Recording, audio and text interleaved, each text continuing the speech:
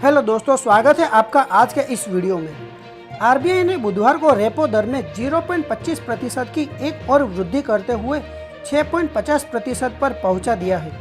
Acute rating की मुख्य विश्लेषण अधिकारी सुमन चौधरी का भी मानना है कि नीतिगत दर रेपो की वृद्धि पर विराम लगने के संकेत नहीं दिख रहे हैं। हालांकि इंडिया रेटिंग के प्रमुख अर्थशास्त्री सुनील सिन्हा ने कहा कि आरबीआई अब नीतिगत दर रेपो नहीं बढ़ाएगा, लेकिन इसे कम करने के बारे में बिल्कुल भी नहीं सोचेगा। इसका मतलब यह है कि निकट भविष्य में इसके कम से कम मौजूदा स्तर पर रहने की संभावना बनी हुई है। एसबीआई के समूह मुख्य अर्थशास्त्री सौम्य क्रांति घोष ने कहा कि आरबीआई का फेडरल रिजर्व ने असर से बाहर निकलना जरूरी है और यह अप्रैल की नीतिगत समीक्षा से साफ हो जाएगा। उन्होंने यह भी कहा कि किसी भी देश की मौद्रिक नीति अपनी ज़रूरतों से तय होनी चाहिए।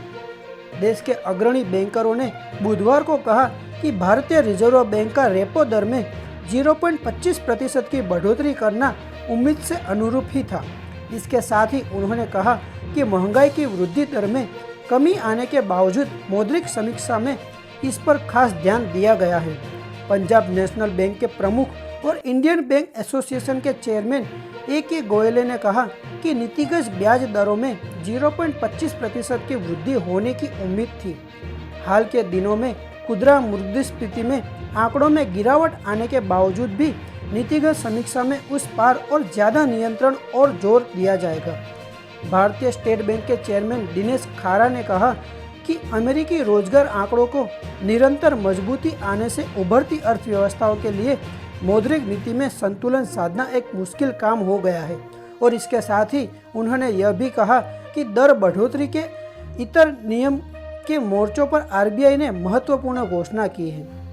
रिजर्व बैंक ने आगामी वित्त वर्ष की पहली 6 माही में वृद्धि दर अनुमान 7% से ज़्यादा रखा है, जिससे पता चला कि उसे भारतीय अर्थव्यवस्था पर विश्वास है। तो दोस्तों, आज के वीडियो में बस इतना ही। धन्यवाद।